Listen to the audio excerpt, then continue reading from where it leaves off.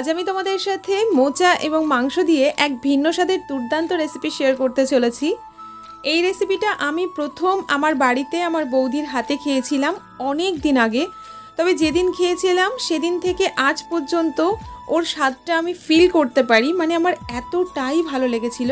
আর সেদিনই আমি ভেবেছিলাম কোনো না কোনো দিন এই রেসিপিটা অবশ্যই আমি একবার বানাবো। আমরা কিন্তু মোচা বিভিন্ন মানুষ বিভিন্নভাবে রান্না করে থাকি, অনেক মোচার রেসিপি আমি খেয়েছি, তবে আমার খাওয়া বেস্ট রেসিপি এটা। তো চলো এই রেসিপিটা বানানোর জন্য কি কি উপকরণ প্রয়োজন এবার সেটা দেখে নিই। কলার মোচা ছাড়া মোচার রেসিপি কখনোই সম্ভব না, তাই সর্বপ্রথম প্রয়োজন কলার মোচা।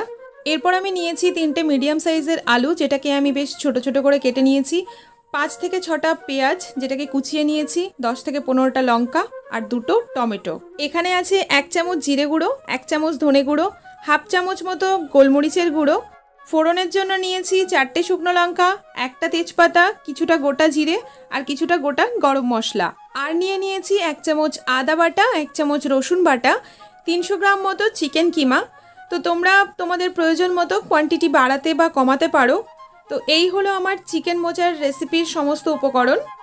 এই রেসিপিটাকে বানানোর জন্য জিবু এখন মাঠ থেকে টাটকা কলার মোচা নিয়ে চলে এসেছে।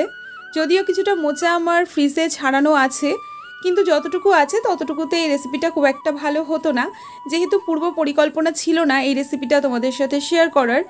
তো সেই জন্যে ভাবলাম যে যখন করছি তখন একটু ভালো করে করব।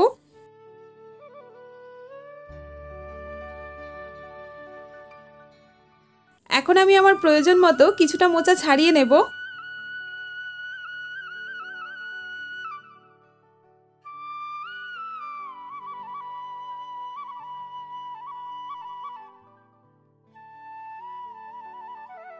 তো এখনকার মতো আমার এতটুকুই প্রয়োজন ছিল। এবার চিকেনের পিসগুলোকে একটু ছোট ছোট করে কেটে নিচ্ছি। এবার আমি মোচাটাকে চপারে দিয়ে কেটে নেব। তোমরা চাইলে হাতেও কাটতে পারো, তো আমার কাছে হ্যান্ডি চপার ছিল বলে আমি চপারে কাটলাম। এবার আমি কেটে রাখা মোচার মধ্যে দিয়ে দিলাম খানিকটা জল আর 1 চামচ মতো লবণ। লবণটা দিয়ে ভালো করে নেড়ে চেড়ে গ্যাসের ফ্লেমটাকে হাই করে 7 থেকে 10 মিনিটের জন্য আমি এখন অপেক্ষা করব। আমি কিন্তু মোচাটাকে পুরোপুরি সিদ্ধ করলাম না। মোচার ভেতরে যে কষটা থাকে, জলটা গরম করে আমি শুধু সেই কষটাকে একটু বের করে নিলাম। এরপর কড়াইয়ে তেল গরম হলে প্রথমেই আলুগুলোকে ভেজে নেব।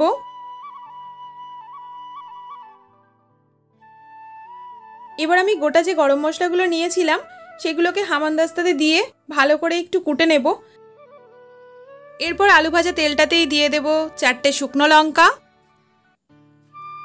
1টা তেজপাতা, কিছুটা গোটা জিরে আর কুটে রাখা সেই গরম মশলা।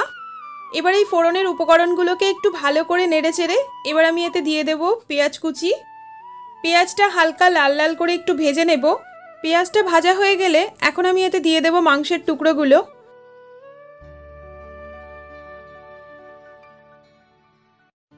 মাংসটাকে আমি 2 থেকে 3 মিনিট ভেজে নিয়েছি। আর এবার এতে দিয়ে দিলাম আদা বাটা আর রসুন বাটা।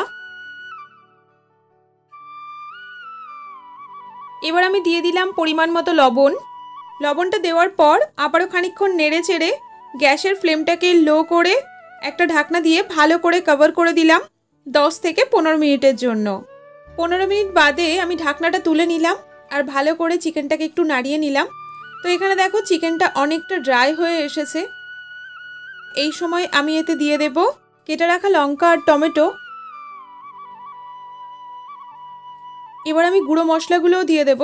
তোমরা চাইলে গরম জলে বা ঠান্ডা জলে গুলে দিতে পারো, আমি এমনি গুঁড়ো মশলা দিয়ে দিলাম। এবার আমি অ্যাড করছি এতে 1 চামচ ঘি। তো ঘিটা অ্যাড করব বলেই আমি তেলটা কম দিয়েছিলাম।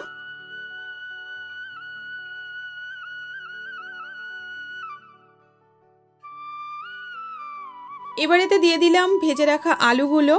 তো আলুগুলোকে ভালো করে একটু নাড়িয়ে চাড়িয়ে সবশেষে আমি দিয়ে দিচ্ছি হলুদ গুঁড়ো। হলুদটা আমি সবশেষে ব্যবহার করি, কারণ আমার মনে হয় হলুদটা খুব তাড়াতাড়ি পুড়ে যায়, কড়াইতে লেগে যায়। সমস্ত মশলা ভালো করে কষিয়ে এবার আমি দিয়ে দিলাম মোচাটা। চিকেন আর মোচাটাকে ভালো করে ওপর নিচ করে মিশিয়ে নেব। এরপর দিয়ে দিলাম প্রয়োজন মতো লবণ। যেহেতু মোচায় যে লবণটা দিয়েছিলাম সেটা জলের সাথে বেরিয়ে গেছে, তাই আবারও একটু লবণ অ্যাড করলাম। গ্যাসের ফ্লেমটাকে আবারও লো করে একটা ঢাকনা দিয়ে আবারও আমি 10 থেকে 15 মিনিটের জন্য এটাকে কভার করে দিলাম। এখন আমি গ্যাসের ফ্লেমটাকে হাই করে দিয়েছি, আর এবার আমি মোচাটাকে ভালো মতো ভাজবো। তো এখানে দেখো মোচাটা কেমন কড়াইয়ের সঙ্গে লেগে যাচ্ছে, মানে মোচাটা এখন নিচে লাগতে শুরু করেছে। এই পর্যায়ে আমি এতে অ্যাড করে দিচ্ছি কিছুটা পরিমাণ জল। তোমরা চাইলে গরম জলও অ্যাড করতে পারো, আমার কাছে গরম জল ছিল না, তো সেই জন্য আমি ঠান্ডা জলই দিয়ে দিলাম। এরপর আবারও ভালো করে ওপর নিচটা নাড়িয়ে চাড়িয়ে গ্যাসের ফ্লেমটাকে লো করে একটা ঢাকনা দিয়ে আবারও কভার করে দিলাম। 5 থেকে 7 মিনিট বাদে আমি ঢাকনাটা তুলে নিলাম, আর এখানে দেখো জলটা অনেকটাই শুকিয়ে গেছে, আর আমার মোচা, আলু, চিকেন সমস্ত কিছু সিদ্ধ হয়ে গেছে। এবার আমি একটু আলুগুলোকে মোচার মধ্যে ঘেঁটে দেব। সবশেষে দিয়ে দিচ্ছি হোমমেড গরম মশলা, এটা আমার ঘরে বানানো গরম মশলা, আর দিয়ে দিলাম 1 চামচ ঘি। গ্যাসটাকে বন্ধ করে ঘি আর গরম মশলাটা ভালো করে মিশিয়ে নিলাম। গরম গরম মোচা চিকেন রেসিপি আমার রেডি হয়ে গেছে। এটা তোমরা ভাত বা রুটির সঙ্গে খেতে পারো, আমাদের তো খেতে খুবই ভালো লাগে, আশা করি তোমাদেরও ভালো লাগবে। তাই অবশ্যই একবার অন্তত ট্রাই করো, আর আমাকে কমেন্ট করে জানাতে ভুলো না তোমাদের কেমন লাগলো।